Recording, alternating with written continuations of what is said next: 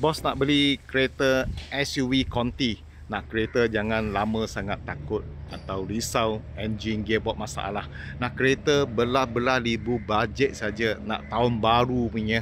Lagi nak kereta nampak sporty dengan maintenance senang punya. Okey, ini hari Mr. Lee nak recommend ini tahun 2017 punya Renault Capture 1.2.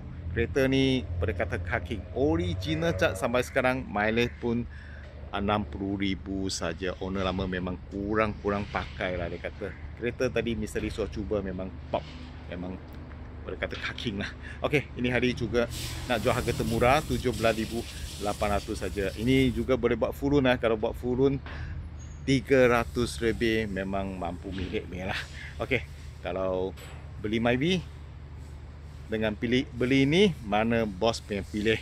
Okey, sekarang Mr. Lee review ini kita kasih bos tengok. Selamat petang bos. Mr. Lee baru dapat daripada owner ini tahun 2017 punya Renault Capture 1.2 Auto. Okey, ini kereta boleh kata car king, cat semua original sampai sekarang, tak pernah accident, tak ada banjir, tak pernah buat cat lagi ya. Ori habis lah. Ini mileage pun tak tinggi. Tayar bunga 7 ke 80% tebal, boleh pakai lama lagi lah. Kereta nampak besar dengan sporty ya. Okey, lampu kiri kanan depan belakang boleh kata semua cantik-cantik lagi ya. Lagi cat pun original cantik-cantik. Lampu belakang semua nampak elok-elok lagi.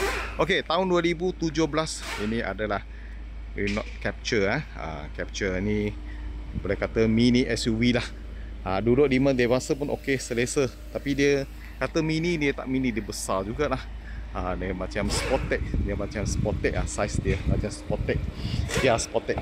Okey, lampu pun semua elok, cantik.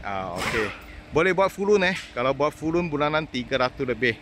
Kalau bos nak beli Myvi, compare sama dengan Myvi dengan ini harga boleh kata harga berbaroi dah. Harga belah ribu, tahun baru, bulanan pun kecil, boleh buat full loan lagi. Ini kereta Conti, kena jaga maintenance jangan pakai lasak lah. Kalau pakai semat biasa, pakai biasa-biasa punya, boleh tahan pakai ni Banyak-banyak Mr. Lee suruh jual tak ada masalah sebab dia tahun baru Belakang nampak memang luas boleh duduk 3 dewasa, tak ada masalah. Ni kereta bawa sedap ni, bawa sedap. Ni aircon dalam sejuk-sejuk lagi. Ini tengah start lah, aircon pun sejuk-sejuk lagi. Kereta condition good lah, very good. Tahun 2017 Renault Capture 1.2 Auto. Ini hari cuma nak jual harga termurah 17,800 saja. Buat full loan bulanan 300 lebih. Kalau bos mau, cepat kontak Mr. Lee. Setiap hari Mr. Lee akan post 2 video tolong bos dapatkan kereta terpakai harga termurah. Dekat Malaysia, sila follow Mr. Lee punya video. Sekurang-kurang boleh dapat kereta yang murah sama dengan cantik. Kalau ada rasa video ni bantu bos, sila comment, share, like sama follow Mr. Lee punya video setiap hari. Thank you bos support.